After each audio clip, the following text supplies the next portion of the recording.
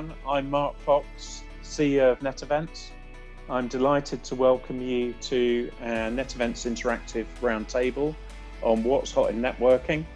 And to chair that session is Jerry Caron, who's Head of Research and Analysis at GlobalData. Jerry, over to you. Thanks very much, Mark, and welcome everybody. I'm looking forward to chairing this, which should be a really excellent panel on what's hot in networking. A lot going on there. As Mark said, I'm the Head of Research and Analysis for the technology group within GlobalData. We have research and advisory services across the whole technology and telecom spectrum. But within GlobalData, what's quite interesting is we're just one of 18 different vertical industries that we have the market advisory and insight services in. And that's extremely helpful because it provides our team, access to insights from strategy leaders across all of these other vertical industries, which is actually critical to understanding technology and how technology is used tactically, but also importantly in terms of driving business strategies. So I'm going to share a few thoughts with you. If you could change the slide, please.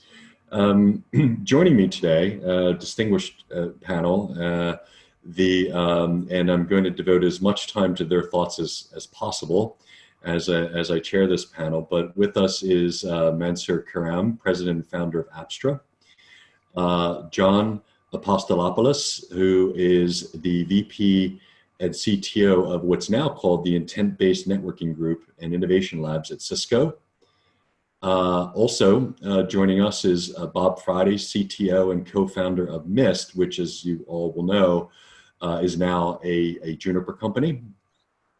And then finally, Kevin Deierling, SVP Networking at NVIDIA. And it's funny saying NVIDIA, but it is now NVIDIA. So welcome to Kevin. If you could switch to the next slide, please. Thank you. Just a quick word. I have to say that, extraordinary times, we all know that, but it's been really, really fascinating watching what's been happening. So obviously healthcare workers and the emergency services teams and people working in supermarkets and people who are doing things that make the world run, like garbage collection, all these things, they're the real superstars of this COVID-19 situation that we're all in. But I would add to that IT and networking alongside there. What has happened in terms of the rapid and instant shift to the way businesses operate, and also the shift or acceleration of the way we deal with our personal lives and interact with our friends and families that have never depended upon technology more than they did the past couple months.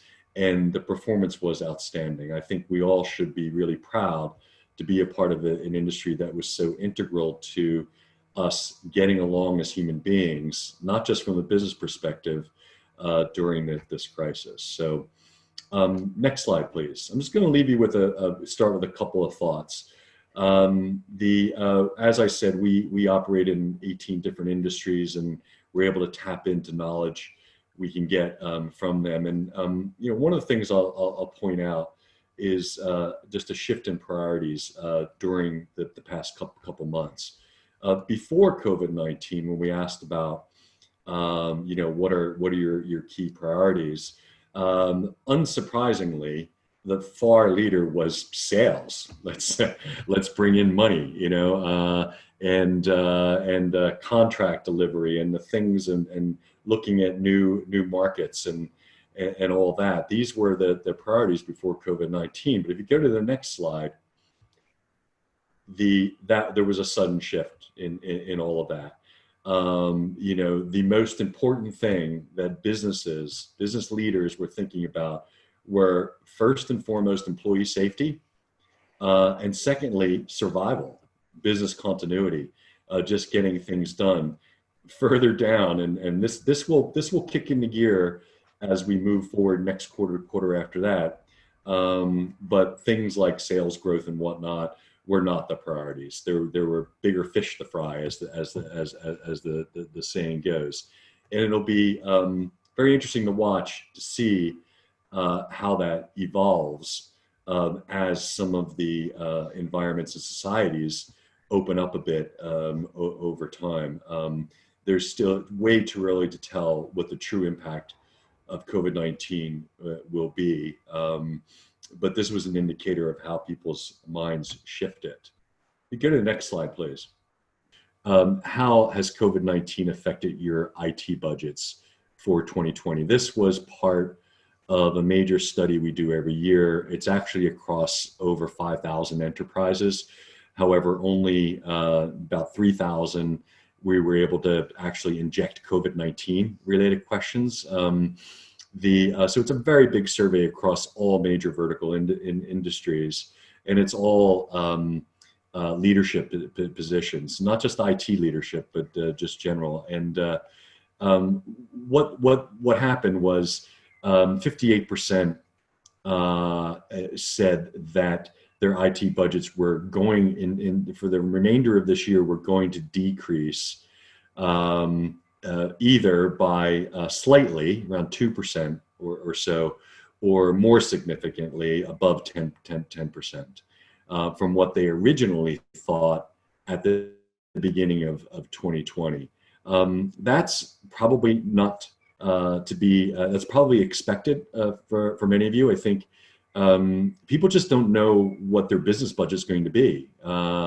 And we do have other data that I didn't pop in here that shows that actually in the months of the critical months of March and April, there was a spike in spending in some areas for sure, as they moved their employees to working from home, or also building out their security support and moving applications to the cloud, et cetera. But generally, if you think about most businesses now, they're looking forward and going, we don't know what the economic situation is going to be. So it's not surprising to see that they're expecting to spend less overall. Next slide, please. In terms of priorities over the next 2 years, and again, this is information taken very recently, so it is COVID-19 impacted, if you will.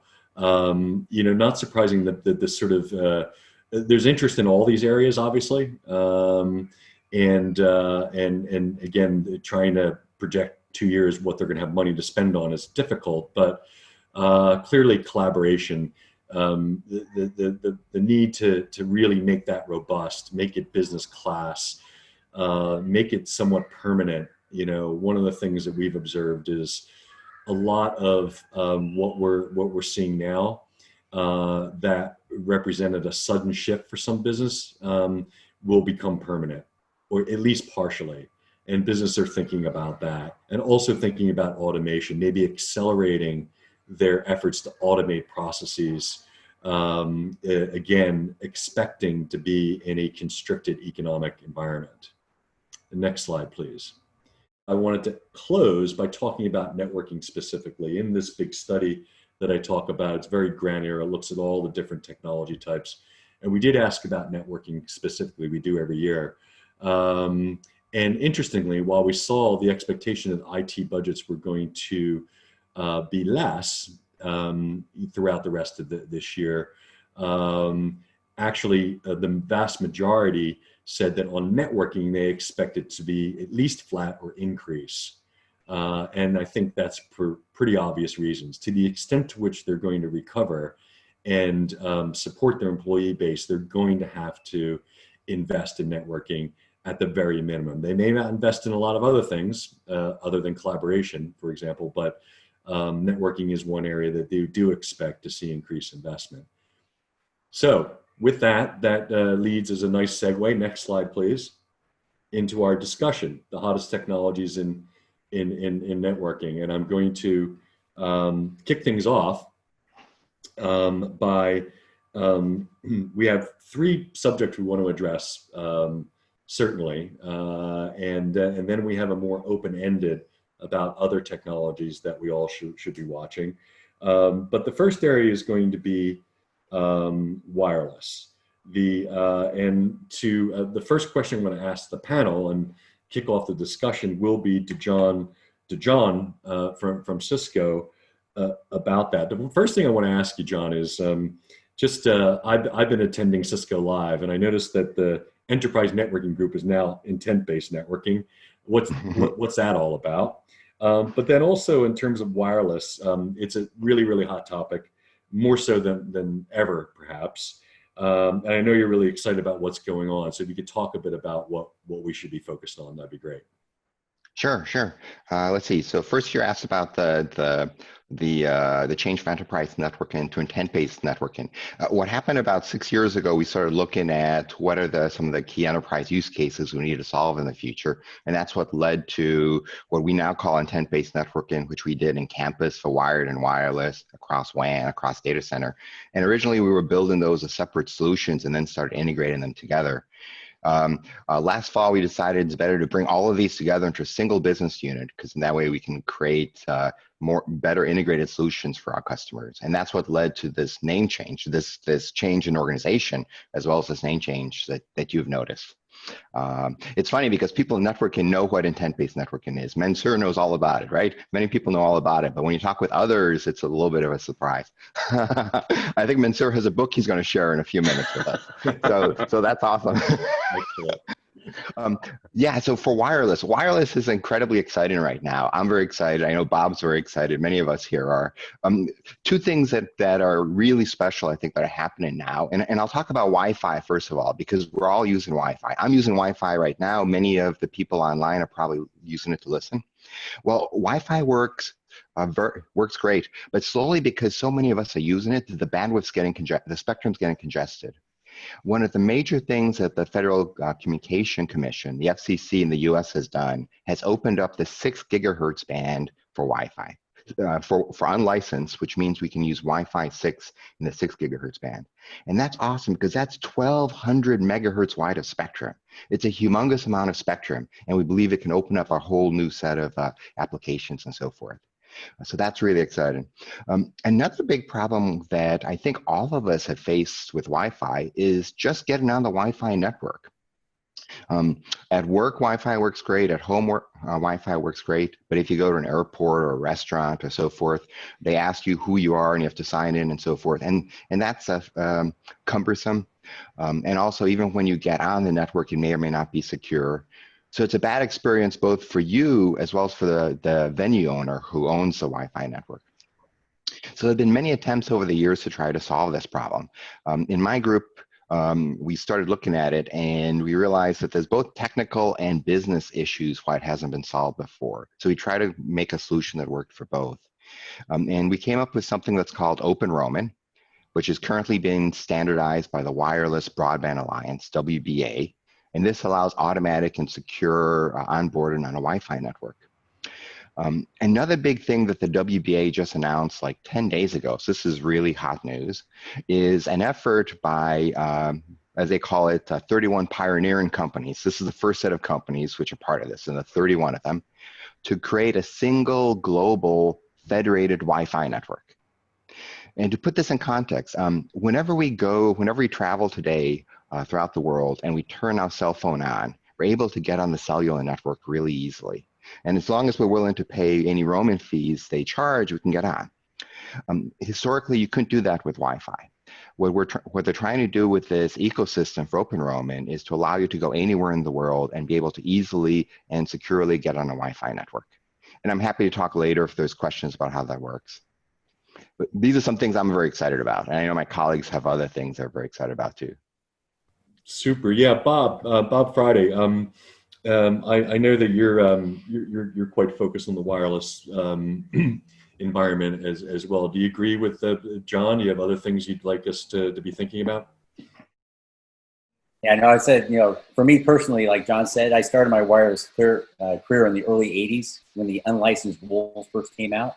And so I have to really thank the FCC for my personal fortune, because my whole career started on this unlicensed spectrum rule. And the 6 gigahertz, they just released another gigahertz of spectrum at 6 gigahertz, and that's going to, probably inspire another whole new round of innovations.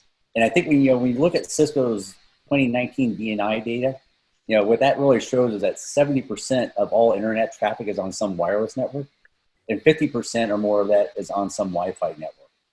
And what I've seen over my career is I've watched Wi-Fi go from kind of a nice to have, back in my aerospace days, to a must have, when we saw Intel put Wi-Fi into laptops, and that's when, Wi-Fi became a must have in the enterprise. And I think what we're seeing right now is a paradigm shift to where Wi-Fi and wireless is really becoming business critical. And I think that is a big shift I'm seeing in the market right now. We're starting to see enterprise customers actually putting robots onto these networks, or they're putting customer mobile apps onto these networks. So I think we're seeing that where our whole society is going mobile. I think you're seeing our spectrum regulators respond to that, and they're responding to it with that, with 100 years of spectrum regulation, what their response is really is get more unlicensed spectrum, and we're starting to see shared spectrum, right? CBRS starting to come into play. So we're starting to see that, become a bigger part of the enterprise play. Yeah, so for me personally, I have a lot to thank you. I send the FCC thank you letters every year now. Great. All right. So before we leave this topic and move to the next, Kevin or Mansour, anything you want to add to this discourse on the wireless side of things? Yeah, I'll jump in. I think the discussion on Wi-Fi is great, but the other huge innovation that's happening right now is in the world of 5G. And there, we're not getting new spectrum. We just need to use the spectrum that we have more efficiently. And to do that is a tremendous amount of technology involved in the baseband codecs. So new type of modulation schemes, new type of forward error correction, really, really heavy lifting from a compute side. And that's where companies like myself come in with NVIDIA and the GPUs. We're doing software-defined radio, what we call Cloud RAN for 5G. We actually just introduced a new blog today that we published on a technology called 5T for 5G, because to build out a scale-out platform, you actually need to build something that's highly distributed, and it's software-defined and hardware accelerated.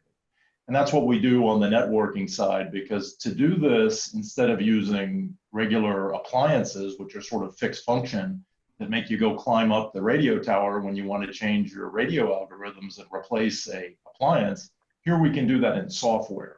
But to do that, you need really precise timing, something on the order of 20 nanosecond synchronization between the nodes. And so we've done that inside of our networking, and we work with lots of partners, including folks like Juniper and Cisco, to deploy that out into the market, and Apstra obviously as well on the IBM. So we think there's tremendous opportunities, not just on the enterprise, but 5G at the edge. I think Bob mentioned some of the things that are happening with robotics and all of the edge computing. So wireless is going to be a huge play there, and latency is critical. Just maybe a quick question. I mean, Kevin, you think 5G is actually starting to incorporate unlicensed and licensed spectrum? I mean, I see some sense for 5G kind of starting to encompass everything now. Yeah, I think the jury's out there. It's trying, and that's the great thing about unlicensed. And we'll sort of have people out there doing that. The more nimble and adaptable and the faster you can get to market, the more likely it is you'll succeed in that unlicensed space. And we'll see what happens there. I think the jury's still out.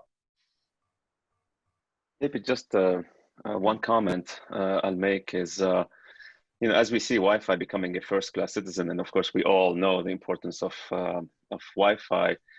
To me, there are two themes that I see, and the Wi-Fi coming to this prominence is kind of driving this as well. One is a multi-vendor. Right. So, as we know now, there are so many great offerings, Wi-Fi offerings, best of breed offerings from multiple vendors. And so, we see enterprises very often choose one vendor for Wi-Fi that is separate from, let's say, the vendor that they use for their SD-WAN or their data center or their campus switching. And so more often now, what we see is environments that are inherently multi-vendor. And when, for example, with what's went on with COVID, you need to quickly make changes, pivot. So multi-vendor is key, and then management of this multi-vendor environment through software it becomes key as well. So having the ability to having software that is capable of essentially managing the provisioning, the policies for those multi-vendor environments becomes critical. So I'd say, with the rise of Wi-Fi, we're seeing an acceleration of the importance of software and the importance of multi-vendor. Yeah. Okay. Yeah. I think, the only thing I'd add, I think ultimately, right, I think people just want to be connected to the internet. I don't think the average person cares whether it's cellular or Wi-Fi. They just want our mobile operator to do the best they can to keep us connected with whatever spectrum is available. I agree with that. Yeah, it was interesting. We work with lots of operators, and one of the things that we observed in the March-April timeframe that they were talking about a lot was there was no huge spike in mobile broadband usage, and that's because everyone was home using Wi-Fi and their fixed networks, and so it was quite interesting. Their issue was more about traffic management and shifting it and locations and whatnot, and not a huge spike in the use of mobile broadband, and that's for obvious reasons. And I think a bit later we're going to address this topic of private LTE and 5G and where that fits in as a key networking topic. But for now, let's pivot to the second main area that we promised we would address, which is advances in cloud edge and optimizing the application experience. And so Kevin, we'll kick this one off with you. Everybody's talking about distributed data centers and the moving computing to the edge. That was at the beginning of this year the hot topic. So what are the big issues architects need to be thinking about as we move to this world where we have cloud edge computing? Yeah, so I think the big picture is that you're no longer really programming servers. The new unit of computing is the data center, and you actually are running a distributed application across the entire data center. And with the edge, it really fragments even farther. So instead of a giant centralized data center that has 10,000 computers, you have 10,000 data centers at the edge, each of them with a smaller rack, but still performing all kinds of new functionality. And the key things that you have to consider there are cloud native, so that you can dynamically do things. You have to be secure, because everything is untrusted. In the edge, you're going to be plugging in cameras and devices that you simply have no control over. There's no security guard the way there is a centralized giant data center. And then making everything software defined and hardware accelerated. And doing all of that together really requires a lot of horsepower, a lot of innovation, AI and machine learning, because all of these edge applications are unsupervised. When we look at the way people use the applications today for IoT, it's mostly the phone, and they're curated by humans that are controlling what's happening. And it's pretty slow. The response time that a human needs to respond is actually pretty slow. When suddenly you're controlling things that need to react in real time that aren't curated by humans, that have latencies of the 10 millisecond sort of time frame, you really need autonomous AI machines. You need networking that is reliable, that delivers, you can't have hiccups in your network that have huge latencies. So it really changes everything. And then the security that I mentioned as well. Okay, just a quick follow-up. Can you just explain a bit more about what you mean by cloud native networking versus other networking? Yeah, so in the traditional networking environment, you really had extremely long-lived sort of monolithic applications. The cloud turned that on its head. So if you're going to deliver huge amounts of scalability to millions of users or billions of devices, you no longer can build a giant monolithic platform that runs on one computer. First of all, the problems that you're solving are much too large. You need a distributed mode. And to do that reliably and scalably, you have gone to what's called the container-based solutions. So instead of having a monolithic app, you have these ephemeral containers that are coming and going all of the time, and you need to automate everything. So automation of the networking that connects between all of them, the discovery, overlay networks with things like VXLAN, all of this is dynamic, coming and going so that you can scale up and build the data center that you need to run your application. And when you're programming, you're not programming the server, you're programming the entire data center, and it's going to dynamically compose exactly the computer that you need in that data center. So maybe you have a huge AI task if you're running something like 5G and the radio, the cloud radio. Maybe you have something that needs a ton of data, so you need more storage connectivity. And doing that dynamically with containers that are coming and going all the time, you simply can't manage that with a very smart IT guy sitting in the corner. Everything needs to be automated and coming and going dynamically. Okay, great. John, quick turn it over to you for a second or two. Obviously, Cisco is working a lot with cloud providers. What are you seeing in terms of the key areas for them in cloud networking? Sure. Yes. So what happens is Kevin mentioned how modern enterprise applications are distributed, and what happens then is often distributed one cloud, multiple clouds, on-prem, which could be edge and other places. You have all these different places where you have components. You have these cloud-native components, microservices, and so forth operating, and you want to network all of them really well in order to get the latencies and the reliability and so forth that was mentioned. So this includes things, for example, to go from a site to a cloud, or from one cloud to another cloud, because you may use AWS for certain things, Azure for other things, so forth, or as well as site to cloud to site in order to leverage the backbones that the cloud providers have for across continent, across ocean, sort of really fast connectivity and stuff like that. So networking is especially important in this context. In addition, what people really care about is not the networking, right? We don't care about networking. We actually care about applications. And then the question is, how can you get the application developers and DevOps want to accomplish with their applications to the cloud native networking and to the networking in general? Historically, this has been a troubling problem because the DevOps people try to describe what they want to do to the NetOps people, and then the NetOps people try to put it in the network and so forth. But that takes a while and isn't as automated. A number of the colleagues here had mentioned the importance of automation. One of the things that we have done recently with Google, with Google Cloud Platform, GCP, is to automate going from the DevOps to the NetOps. So what we're doing right now, and this is with proof of concepts, is the application developer and the DevOps can describe what they're trying to accomplish with their application, with the different flows and so forth. What are the network requirements? That gets incorporated in something called Service Directory that Google has. And then our SD-WAN manager, vManage, basically subscribes to and gets that content, gets that metadata for the application, and the NetOps then can use that to set the network policies and security policies. And so what that happens is it automates the connection between DevOps and the network policies and security policies. And if the business decides to make a change, to reprioritize or to move compute from one place to another, or whatever makes most sense for them, it can very quickly be turned into reality.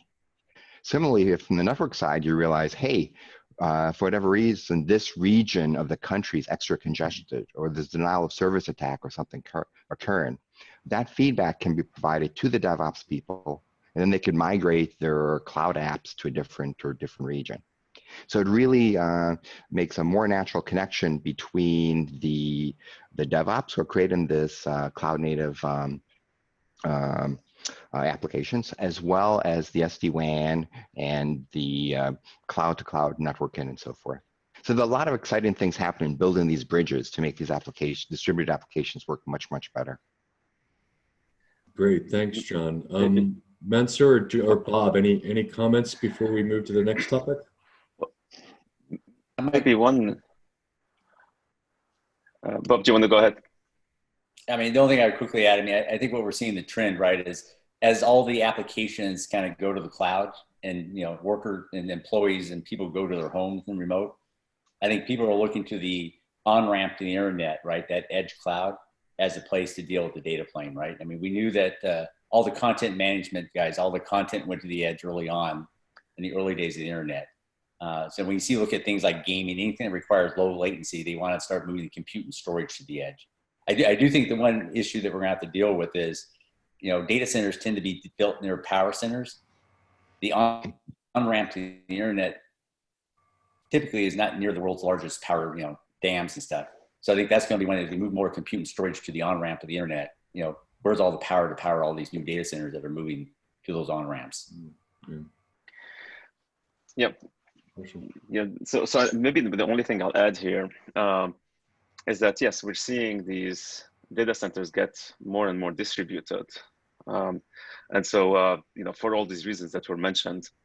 And so, one of the challenges, and yes, the applications are really important, but another big challenge is the data itself, right? And when you're measuring a lot, and there is this need to collect all this telemetry and all this state, it's I think an interesting problem is how to manage this data, and Apstra specifically, we have spent a lot of time figuring out ways to essentially analyze data closer to the source so that you get the insights that are needed in an intent-driven way based on the things that you care about, so that you're not essentially storing this data at the edge or having to essentially ship it really far from its source, ultimately incurring a lot of costs and hoarding the data.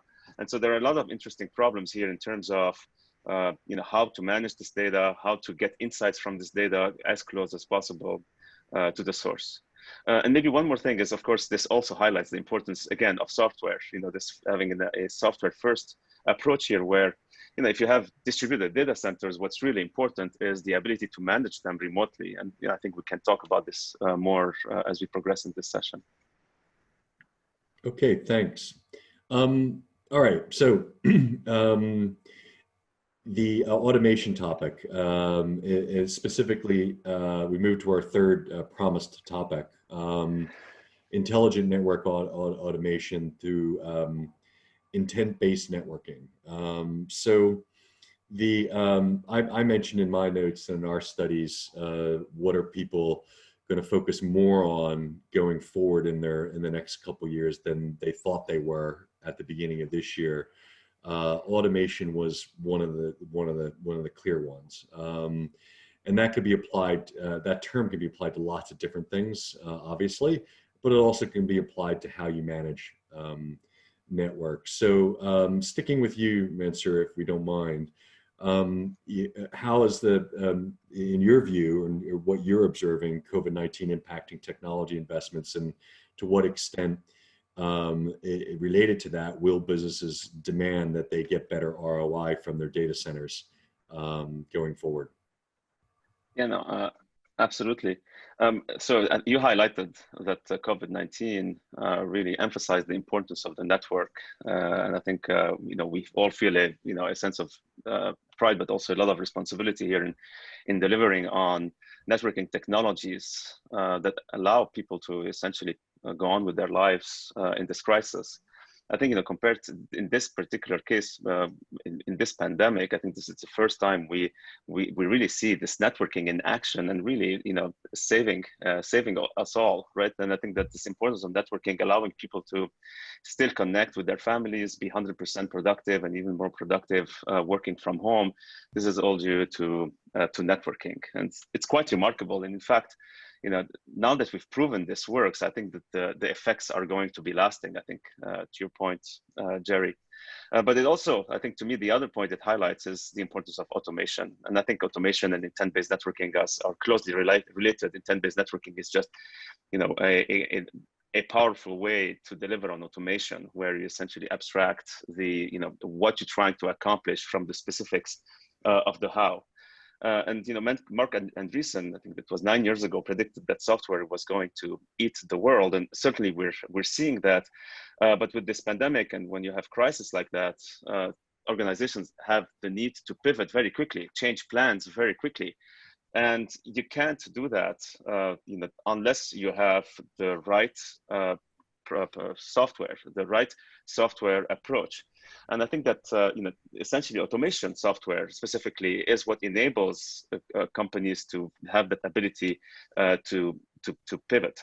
And so I think that it's ultimately there's this really importance of having best of breed software. And I think intent-based networking is one of those best of breed softwares that enable that. And I think when organizations are working with vendors, I think it's important for them to consider who are these vendors that are delivering those best of breed softwares today. These genuine software vendors that will deliver these types of solution. I think that can make a stark difference, and between essentially surviving or the next crisis, or not having the ability to do that. Okay, great. John, just in terms of I'm not gonna delve into this intent-based networking Apstra versus Cisco thing, although I do welcome you two to both address that if you'd like. But I just want to throw a question to you. In some of the notes when we spoke previously, you had noted that automation's huge, obviously a big deal for Cisco as it is for lots of companies. But you focus on assurance as well. What do you mean by assurance, and why is it important? Sure. And by the way, I think all my colleagues on the panel also believe both automation and assurance are really important. Automation is to to automate whatever you're trying to do it quickly based on the intent. But then in addition, after it's automated, you want to check to see, is the network, are the applications working the way they should? If they are, great, you can give the green light on the dashboard, so forth. If not, you want to identify, is there a problem? What is the problem? Where is the problem? And then how can we easily fix it? And that's really important, because that's how we can very, very quickly ensure that the network is solving the things. Note that historically, this was done by humans. Humans would detect if there was a problem. Humans would also try to diagnose it. Now we're using much more machine learning to help us quickly detect that that problem exists, and using things such as machine reasoning to do root cause analysis and figure out, hey, this is specifically what is causing the problem. And this is how I would go about, this is the recommended solution for how to actually fix it. So this is a place where a large amount of AI comes into play. We use artificial intelligence both to optimize the automation, as well as to do this assurance in an automated way. So both automation and assurance, I think, are really important for successful businesses. Just anybody can comment on this. Yes. Bob and Kevin certainly. But do you feel that the business environment, the architects and network managers are ready to hand the keys over to automation and AI, whether it be for automation or for assurance? I mean, is this are we building momentum in that understanding and that skill set and that mindset? I think so. I think they're ready, because NVIDIA is AI. I mean, we're doing AI, and what John was talking about there was closing the loop between telemetry and action. And we talk about something that we call, for the IT guys, time to innocence, because often there's something that's broken, and the first guy you blame is the networking guy. And often it's an application or a database or something else that's happening, or your WAN provider, whatever it might be. And so, but figuring out the time to innocence, what that is really important. And so if you can take the underlying telemetry, and we actually introduced some technology called What Just Happened, that says in our ASICs, in our switch ASICs, that will feed a ton of data, but very specific about the actual cause of any underlying packet drops or latency issues, et cetera. And then to close the loop with AI. And so there's platforms out there that we have, like the EGX, which is an edge platform that has the GPU that runs not only the 5G network codec stack, but it can also do that closed loop networking. It can do natural language processing that we were talking about. And I think the world is realizing that AI is not a threat to the technologist, but rather it's a tool. It's just yet another tool. And so I think it's a matter of education, but smart CIOs and smart IT guys are not afraid that they're going to lose their job. They just need to do some hard work to understand how to use these advanced new tools that are available to them. Yeah. I might add, I mean, when I work with enterprise IT administrators, I think there's two new technologies that they're dealing with right now. One is the cloud. I mean, I think ultimately they're starting to understand that cloud is fundamentally a better way to develop and maintain software. And they're starting to see the value of that. And the cloud is really what's driving the automation with APIs. You know, we're moving from kind of a CLI world into this API world. And that's where a lot of the automation is coming from. And I would say the second thing they're dealing with was with AI. Now, my personal experience with dealing with enterprise IT guys, they don't trust anybody. They don't trust the new guy, and they don't trust the virtual AI assistant. In either case, they have to, the virtual AI assistant has to earn their trust, right? So there has to be mechanisms for feedback into the AI assistants for them to start to trust it. Now, I would say we're starting to see where they're starting to trust AI to actually help them solve problems automating. So I think we're in the early days of AI. I think cloud we're a little bit farther along. I think the other major transition we're seeing, you know, I've seen over the years is going from CLI into dashboards.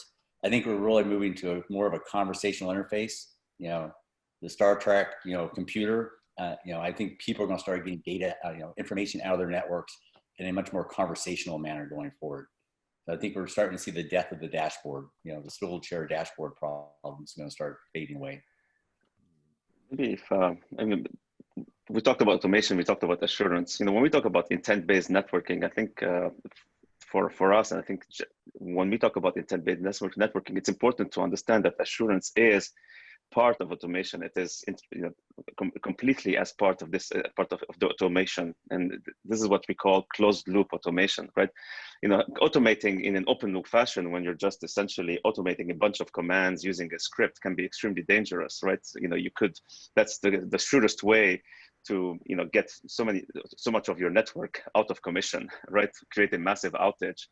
Because you don't have that feedback loop that tells you whether what you're automating at a very fast rate, you know, is essentially delivering on your intent, right? And so this is why assurance is really part of automation. And when we talk about intent-based networking, it's this really powerful automation that's closed loop, that not just, you know, configures the network, but also is collecting all the telemetry and ensuring that through this closed loop validation, that your network is delivering on your intent. I'd say that's number one. The other point I'll make here, and you know, I think this is a good debate to have, is you know, sometimes when I hear folks when they talk about assurance, they immediately bring up machine learning and artificial intelligence, and I think that there is a role for those technologies. But at the end, when you're operating a network, I think the most important thing is predictable performance, right? I mean, one could argue that the goal of engineering is predictable performance. You know, if you have a plane and, you know, it works 9 out of 10 times, but, you know, 1 out of 10 times it crashes, it's not a great plane, no one's going to use it. I mean, essentially unpredictable performance is horrible. And so when we talk about assurance, I think that one approach that Apstra has taken is to say, or we've taken is to say, look, you need to have deterministic performance, and there is a lot of knowledge that you already have in your infrastructure, and you need to use that knowledge to deliver this deterministic performance, to have this, so that your network itself is predictable. So, for example, if you're trying to self-heal, right? And you know, the insight that you get is correct 9 out of 10 times, and you can't use that to self-heal. You know, the insight you get, you know, this anomaly that you're getting that's telling you that there is a problem, you need to have a very high confidence that indeed this is a problem. And only then can you go in and self-heal. And I think that, you know, while machine learning, you know, has promise, and AI, you know, has use cases, you know, I think that in the context of self-healing, very quickly you're going to have that challenge. And so this is why a knowledge-based approach is a far better one in actually delivering on this self-driving, self-healing experience. I mean, the one thing I might add there, right? I mean, 20 years ago when I did aerospace, I think the other big change is really the software or fundamental software architectures. I mean, 20 years ago, we were writing embedded software architectures on top of 1U Linux boxes, right? The other fundamental thing, this is back to the cloud, as we move from these embedded software architectures to these microservices distributed architectures in the cloud, that by itself brings a lot more reliability and speed, right? The speed at which I can fix a bug right now is on the matter of a week, as opposed to months back in my old days. So I think the other fundamental thing is the foundation is changing. We're moving from embedded software architecture to microservices cloud architectures, and that just gives you a better foundation on which to build now. Yeah, and maybe one other thing I'll say here when it comes to automation, right? Generally in networking, you have the architects and the operators, right? So, traditionally the architects are the ones that come up with the design, right? And then they toss the keys to the operators, and then the operators, essentially operate this network. And this is why, we've seen over the last 30 years with this notion of brownfield and legacy networking. Essentially, as soon as you toss your keys to the operator is going to make these changes, which are either undocumented or documented in these obscure ways. And ultimately, you're drifting from this, original design that the architect has had in mind. And so, another real big important tenet here of intent-based networking is that it's a unified tool that both architects and operators use, so that not only do you, build and design your network the first time using this intent-based networking approach, but it's the same tool that you're using for every time you need to make a change in your network, whether you're adding a rack, taking away a rack, or making a change, adding a virtual construct. It needs to be recorded in the single source of truth. It needs to be self-documented. It needs to be audited. You need to have the ability to go back in time, having this time machine ability of, rolling back to where you were three days ago. And all of that can be done in software if you have this tool that unifies operators and architects. And certainly that has been our approach. And that's what we think is, a key part of the definition of intent-based networking. And I know I showed this book, but I'm quite excited about it. Jeff Doyle on our team, he's a renowned author. I think all of us have read his book, and you can download it from our website. Your audience can download it from our website, and it actually summarizes these important concepts of intent-based networking. So I thought I'd show it to you guys. The other thing I might add is kind of on this automation thing is, right now I'm working in the industry with a couple different groups around the data thing, because the other big thing is we start to try to automate the end-to-end user experience, right? Because we're not really managing boxes anymore, right? We're trying to solve some sort of end-to-end application or user experience problem. Is really we need to start gathering data from different distributed sources. And this leads to data lakes and warehouses, and there's got to be a better way to get the data you need to answer questions, right? And I think what we're starting to see is people are starting to virtualize, leave the data in place, figure out what question you're trying to answer, and then pull the data you need. Because right now we're seeing the industry, right, try to take all the data, stick it in some big data lake, and it really never works as well as they think it does. They spend a year getting the data, and then they don't get nearly as much insight as they think they're going to get out of it. Well, to that, I think let's move to the fourth phase of this with the minutes we have left before the Q&A session, which was designed to be a quick fire discussion of other key networking technologies. There's one everybody wants to get to. But before we do that, I do want to follow up with you, Bob, and in terms of, Mist is, I would assume part of the Mist proposition to your partners and to your customers is this notion of sort of validating the increased efficiency or ROI of AI driven network management, and so making it real as opposed to just a hyped a theoretical possibility. Could you dive into that? I mean, I know you addressed the general issue of AI and the paradigm of network management, but just to go a bit further in where we are we able to improve operational efficiency, or operational efficiency and the savings that go along with that? Are we at that point? Yeah, I mean, I will say, as I said before, compared to where I was doing 20 years ago at Aerospace, where we were trying to help guys manage boxes. Yeah. What AI is really letting us do, in combination with kind of what I call unlimited compute and storage, except for my Amazon bill, right? There's no limit to what compute and storage I can bring to bring to bear on a problem now. We're really moving to a paradigm of trying to help our enterprise customers deal with end-to-end user application experience problems, right? And that is really the fundamental paradigm shift. And you're starting to see us turn the customer success model upside down. You know, with AI, you know, for most of us, right, we probably cause our customers more pain with the software bugs we ship. You know, our customers should not have to send us back a support ticket. You know, we should know exactly when the hardware or software goes wrong inside of their networks. And so that is really where I'm seeing AI is starting to make a difference right now. I would say personally, the best example I've seen where we all know the deep learning and neural network is disrupting a lot of the industries out there in computer vision and stuff. For networking, I've seen like these LSTM neural network models. They're really allowing us to get to anomaly detection with low false positives, where we can actually start finding anomalies inside of networks now without, you know, generating a lot of noise for the IT guy. You know, so that's a specific example where AI deep learning is actually starting to make a difference inside of our networking environment. And, you know, back to the other question is, IT guys do not trust these AI virtual assistants anymore. They trust the new IT guy on their staff. And so that's where the virtual assistant has to basically start providing feedback. Why did it come up with the answer? So I think we're in terms of the hype reality cycle, we are starting to see AI make a difference. We are starting to see, you know, vendors actually use AI inside their customer support models right now, where we can actually basically send a support ticket to the customer before he sends us a support ticket.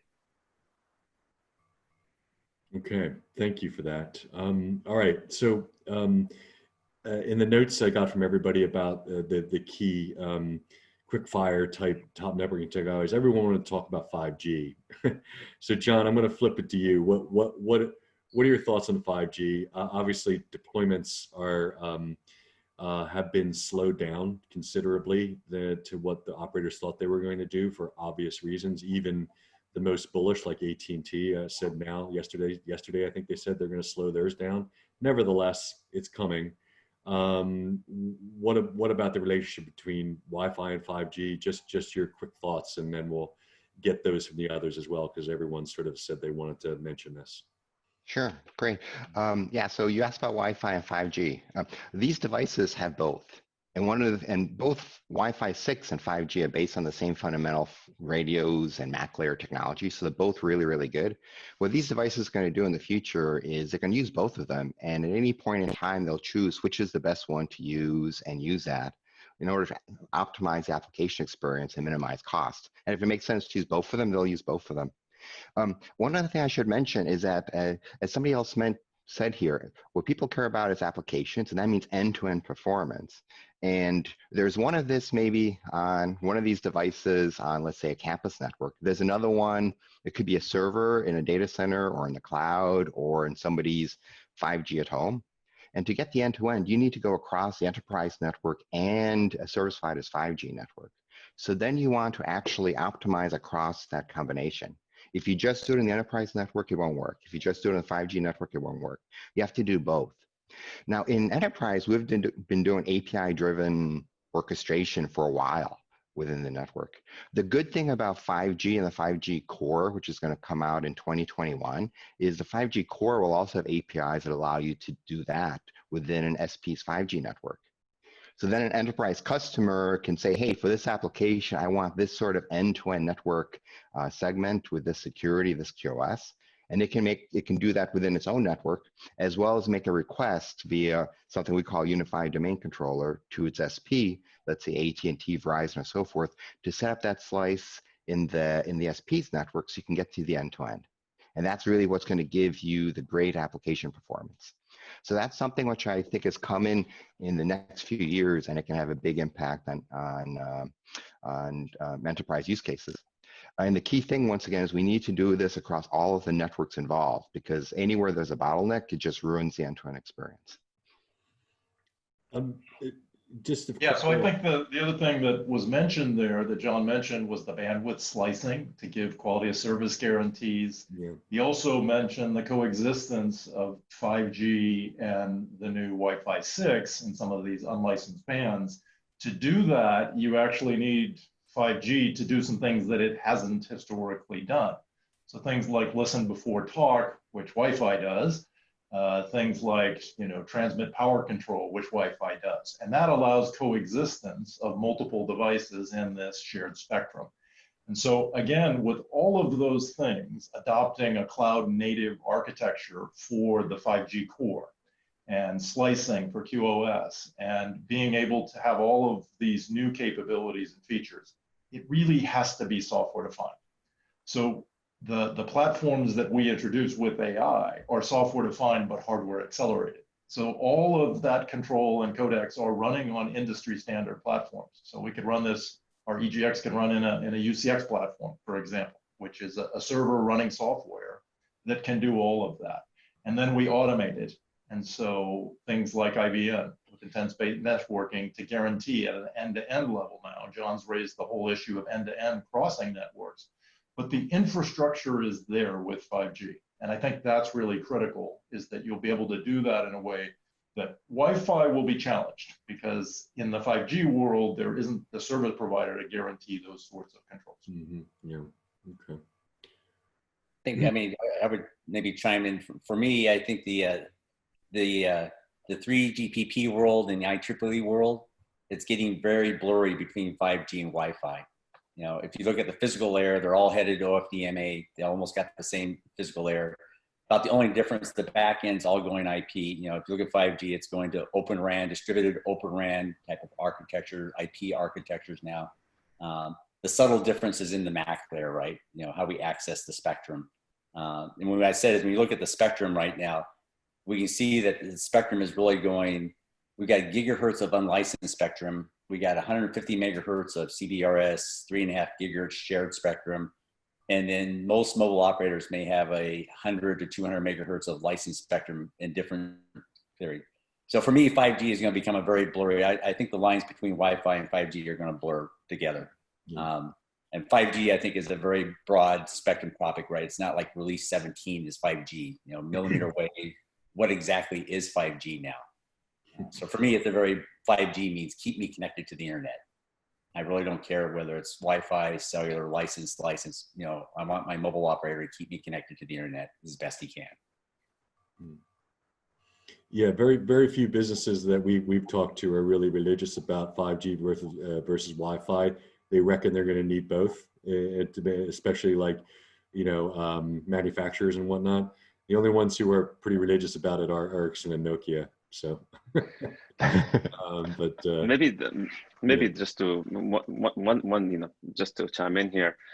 When I think of 5G, I think increased bandwidth, right? And you just mentioned manufacturing.